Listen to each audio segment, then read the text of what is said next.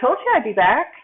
And so we just had our meal planning discussion, and I said I was going to be making some lamb curry in the Instant Pot. So here I am back so that we can put that together. Yeah, I was going to take the hat off, but after a run, it's better with the hat on. Anyway, curry's a great meal. It's got plenty of spice, and there's no right or wrong way, really, because there's just so many varieties of seasonings that people use. But I'm looking forward to making this. I have some beautiful lamb that is already cut into pieces, so it doesn't get any easier than that. And I have all my spices and all my ingredients. So just the first thing that I'm going to do is actually drain the liquid out of this package of lamb so that we can just put the meat only into the Instant Pot, because I really don't want all this liquid. So I'm just going to cut a little part of the plastic here and then kind of drain it over the sink to get at least most of that liquid kind of out of here. And there we go. You know, if I was frying this meat, I would want to pat it dry with paper towels and get it super dry, but this should be good enough. So I'm just going to get it in a bowl here so it's ready to go. Not the first thing we're adding, I just wanted to get it ready. All right, good enough. Keep a cloth handy. All right, so the meat is actually one of the last things to go in, so I'll just set that to the side. I'm going to make this all in the new Instant Pot Pro, which I'm really excited to use. And it has both the saute and the pressure cook setting that I'm going to be using for this meal. It does other things, but that's what I'm going to be using for this meal in particular. So I'm just going to open that up and have it ready for our ingredients. So we're first going to start kind of with the aromatics. So I have onion, ginger, and garlic. That's going to give this a lot of flavor. Here's a half an onion, or a fourth of a large onion that's already peeled, and I just have the end on here. Can you see? I'm going to go like that. All right. So to get some nice rounds, we're just going to leave the stem on. It holds it together, and just do some nice cuts. Use the point of the knife. Don't not down on it like this, starting at the end, and just do these, I don't know, is that 1/4 of an inch apart? You could almost follow the little lines on the onion, but we're not going to get that crazy specific about it here. All right, so now that I've done that, I can just cut this end off at a little angle, and now I have these nice pieces that are just right. Okay. Let's get rid of that. So the onion is ready. I'm going to separate it a little. Of course, I can do that while it's cooking. There. All right. So I've got a couple of cloves of garlic. We don't want the little hard end piece, so I'm just going to lob that off. I could go with more garlic. You know me, I like my garlic. But I have a lot of seasonings in this, so I think I'm going to go with these 2 pretty good-sized cloves. Give it a whack, and the papery skin will come right away from the meaty part that we want. Super easy. I actually really whacked the hell out of it, didn't I? That's all right. Okay. And I'm just going to give this a rough chop with a knife, just to break it down a little more. This is going to cook for a bit, and it will break down, so I'm not really worried about pieces. But there we go. All right. And lastly, for our aromatics, I have ginger. That really gives beautiful flavor. Okay, so I have a little piece of ginger here, and a lot of people think, oh my God, this is going to be hard to work with. I have to peel it and all that. I'll tell you a trick. Just take a spoon and just, well, don't do it over your onions there, and scrape it. You see what I'm doing? Just scrape it. And the peel pretty much comes right off. You may have to go back and get in one little place or something, but it works very well. That's all you have to do. So I'm peeling most of this off, but I'm going to grate it after we get the onion started and add it in. Oh, that smells good. Once you start opening that up. Oh, it smells delicious. Ginger has such great umami, wonderful flavor. Okay, I'm not going to worry about the tippity end because that's not going in. So there we have it, nice and clean. Okay, I have a grater ready to go. So let's turn the pressure cooker on to the saute setting. High temp, I'm going to leave it at. And I'm going to add a little bit of olive oil. And I probably should have done this and let it warm up while I was messing with that, but that's okay. Just get enough olive oil to kind of cover the bottom, but we don't need a lot. Okay? A lot is just not necessary. So while that's warming up, I guess we can grate the ginger and have it ready to go, right? So I'm just going to, let me see. Just going to take it along here, this microplaner. And if you don't have one of these, like a regular box grater would work, or you can always dice it up into fine pieces and then just run a knife over it again and again, and you can get it finely cut up. But this also, the grating kind of releases the flavor, and so we're going to get a lot of flavor out of that. Look at that. It's nicely finely ground. Okay. This heats up in no time. Let me tell you that. And so I'm going to go ahead and just get the onion in there and the garlic together.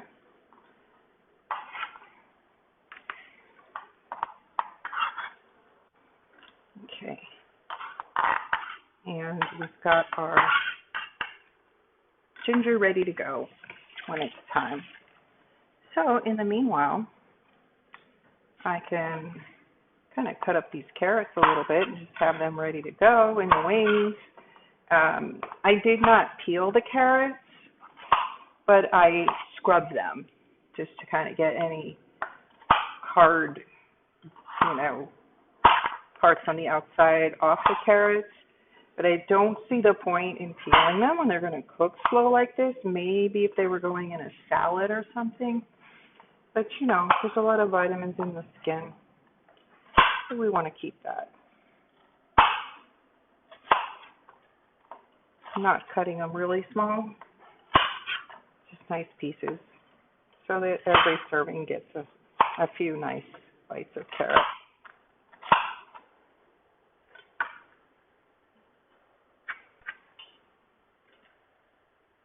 Yep, starting to get warm.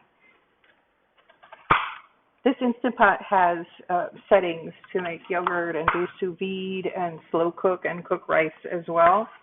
But for this recipe, I'm going to use the saute setting, and then I'm going to do the pressure cooking. If I'd started this earlier, I could have just sauteed it and then turned it to slow cook and let it cook for a while. While we're at it, I'm going to open the can of peeled tomatoes and just have them ready in the wings as well. So while this is happening, you can kind of get all your other ingredients ready. This makes it a quicker meal. Okay, that's ready. So just to let you know what else I have here, I have coconut milk. I'm not going to use the whole can probably, but it's going to give it some beautiful richness. Of course, I have salt. I have turmeric.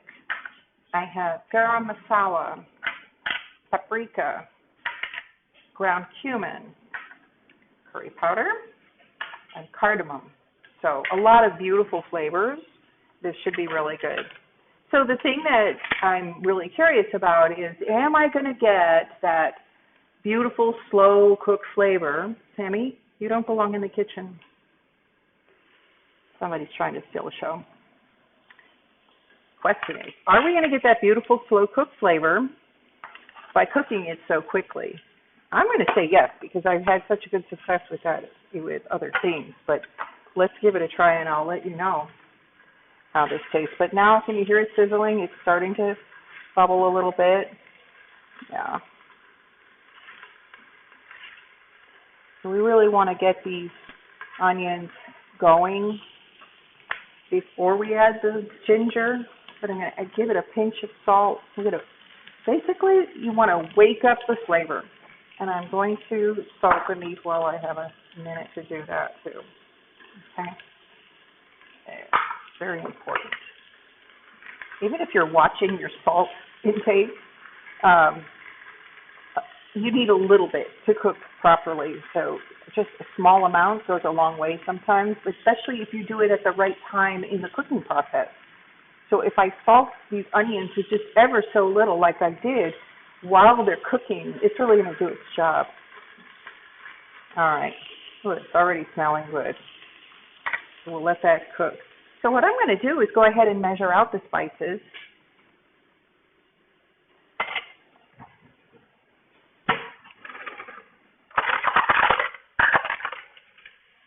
You know, I don't really measure, but just for the sake of anyone who wants some guidelines, I will use a few measuring implements here.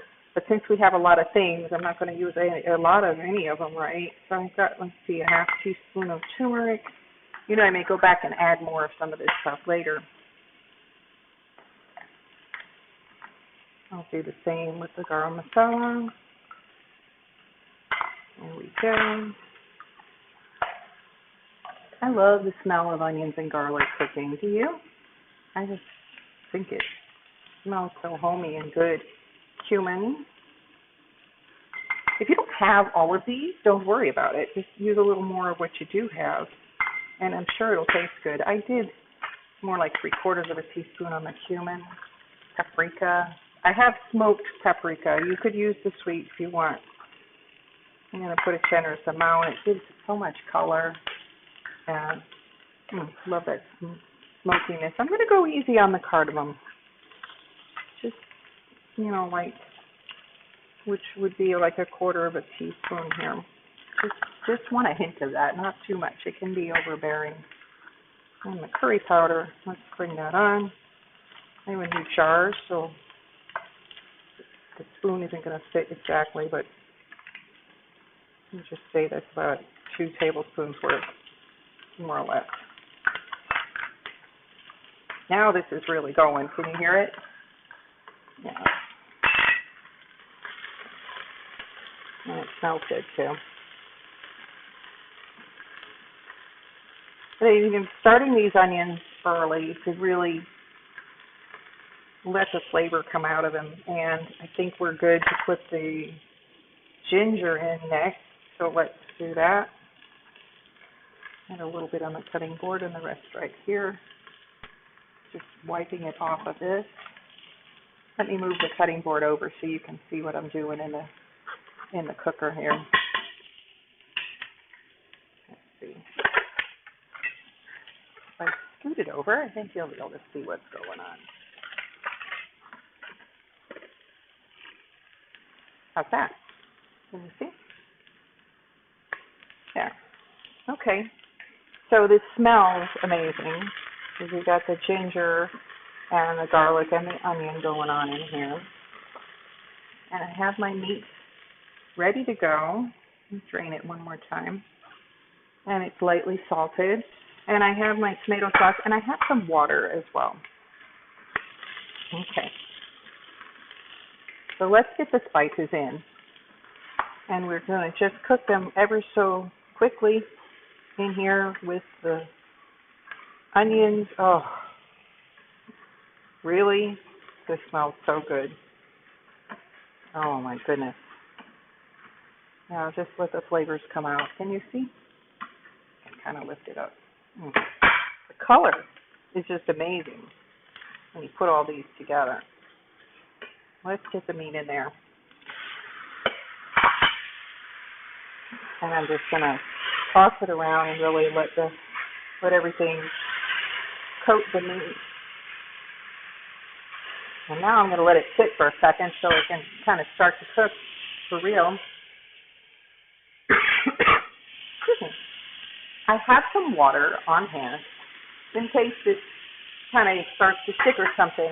I can deglaze with the water, but I also have my tomatoes that are going in. Don't worry. You know, the little bits that stick in the bottom of the pot, those are the num-nums. That's the flavor. And we're just going to break it up when we add some liquid and it'll be fine. And you want to move it around a little bit from time to time just to make sure. I'm not going to add the carrots just yet.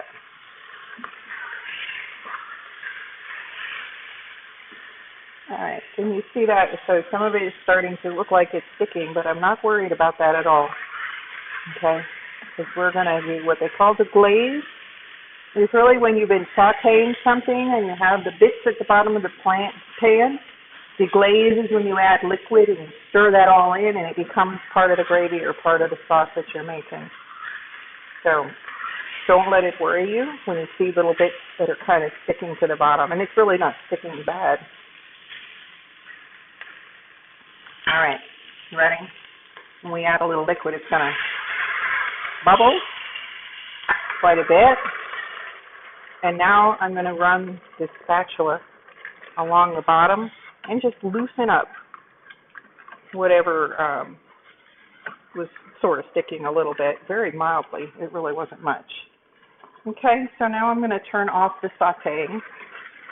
We're done with that part. I'm going to add my carrots.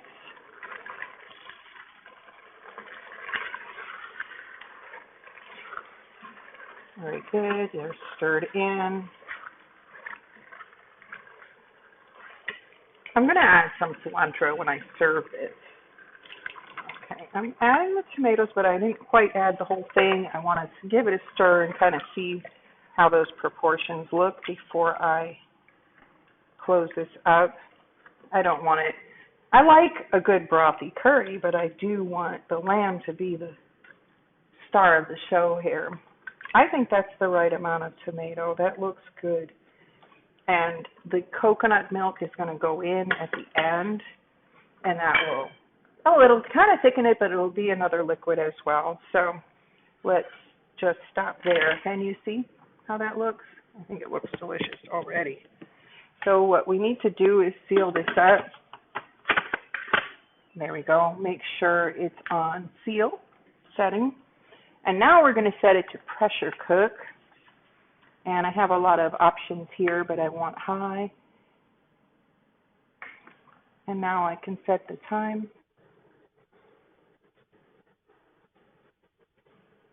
I'm going to set this for 25 minutes, 20 minutes. That should be plenty. That'll really make this delicious. There's a keep warm setting, so that'll just kick in when it finishes. So if I get busy doing something else, it'll keep warm until I get to it, which is nice. Especially if you're making a big meal and you have other things that you're trying to prepare, the keep warm can be a real game changer. So I hit start, and it's now on the preheating. And once it gets up to temperature, the 20 minutes of cooking will start. And this one's really easy to remove the pressure from, and I'll have this beautiful curry in no time. So I will check in again when this is done, or I'll post a picture of the finished product. I'm excited to try it. As you can see, it has a lot of ingredients, but it's really a simple preparation. So don't let the long list of spices